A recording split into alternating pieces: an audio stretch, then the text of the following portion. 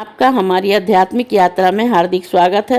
आप सुन रहे हैं शिव महापुराण, जो सनातन धर्म के ही अनमोल ग्रंथों में से एक है। इस श्रृंखला में हम आपके लिए ही इस दिव्य ग्रंथ के प्रत्येक अध्याय का शाश्वत पाठ प्रस्तुत करेंगे। आइए इस ज्ञान और धर्म की ही यात्रा को आरंभ करें। भगवान महादेव की महिमा और उपदेश से ही सजी इस पावन कथा के साथ ही ओम नमः शिवाय।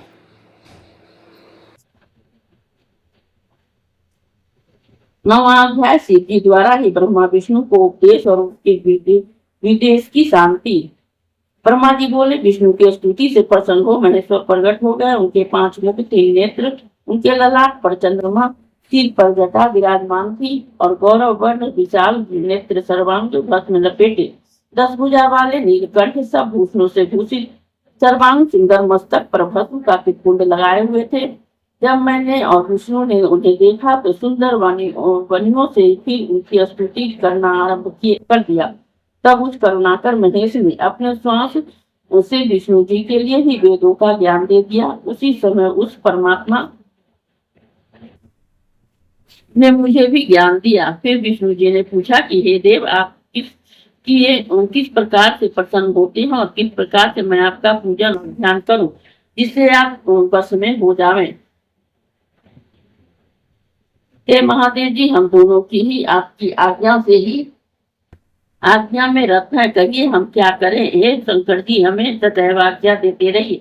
यह सुनकर ही महादेव जी बहुत प्रसन्न हुए और बोले कि हे श्रेष्ठ देवो, मैं तुम दोनों को ही भक्ति देखकर ही बहुत प्रसन्न हूँ। किस बात की चिंता न करना। मेरा लिंग सदा ही पूज्य और ध्यान करने योग्य है।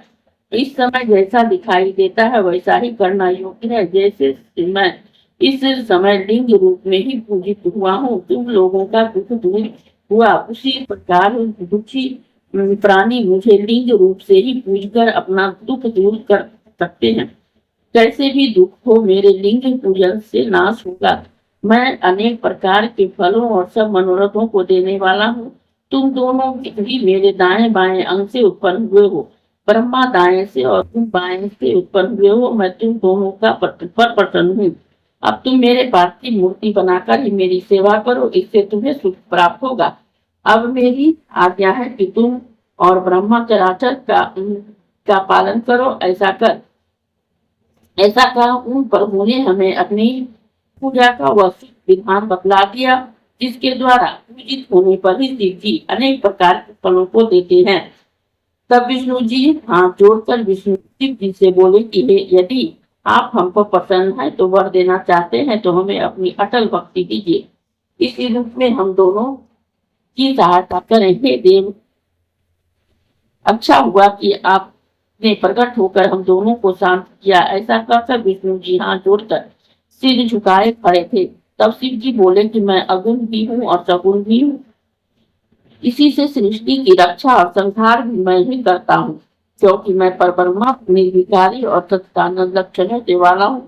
ब्रह्मा, विष्णु और महेश ये तीनों वेद मेरे ही हैं।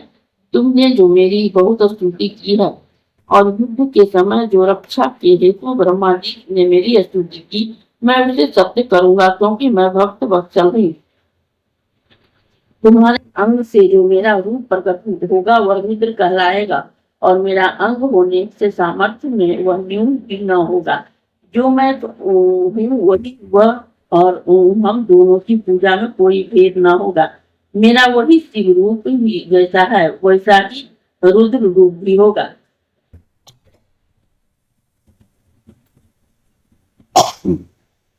उसमें पूर्वापर उनका कोई भी भेद नहीं करना चाहिए। वास्तव में तुम दोनों रूप एक ही है। शिव और रुद्र में कभी भी भेद नहीं समझना चाहिए। हाँ, कहीं कार्य में भेद हो सकता है, परंतु कारण में नहीं। तो क्या है, मैं आप ब्रह्मा और रुद्र का सब एक ही है।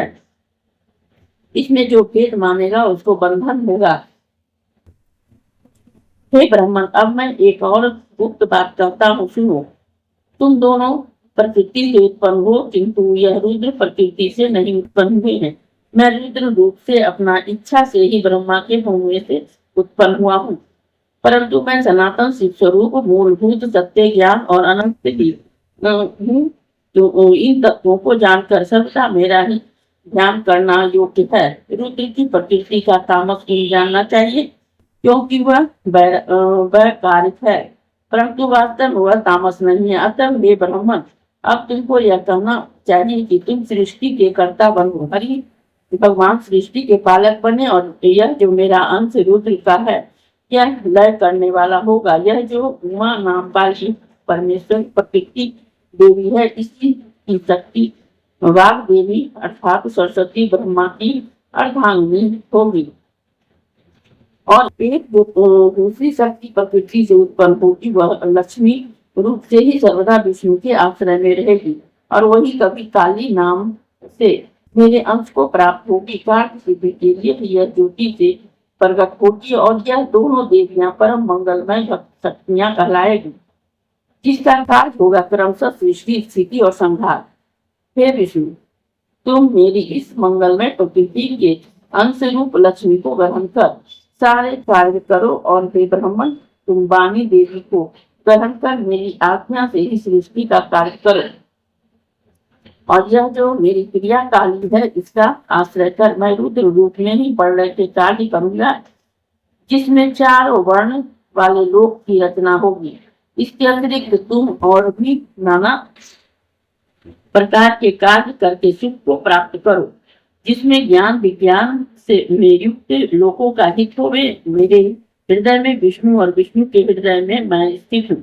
जो मुझ में और विष्णु में अंतर नहीं जानता वही मेरा सच्चा भक्त है। इस अध्याय के श्रवण हेतु आपका हृदय से धन्यवाद। हम आशा करते हैं कि शिव महापुराण की यह दिव्य कथा आपको आध्यात्मिक शांति और गहन ज्ञान प्रदान कर रही होगी। कृपया अगले अध्याय के लिए हमारे साथ जुड़े रहें और अपने सुझाव एवं भावनाएं कमेंट के माध्यम से अवश्य साझा करें। धर्म, भक्ति और ज्ञान की इस पावन यात्रा में आपका साथ हमारे लिए अत्यंत मूल्यवान है। ओम नमः शिवाय। यदि यह प्रस्तुति आपको पसंद आई हो, लाइक करें, कमेंट करें, सब्सक्राइब जरूर करें, बेल आइकॉन दबाना ना भूलें, ताकि अगला अध्याय आपसे छूटे नहीं, और इस पावन ज्ञान को ही शेयर करें अपने परिवार और मित्रों तक।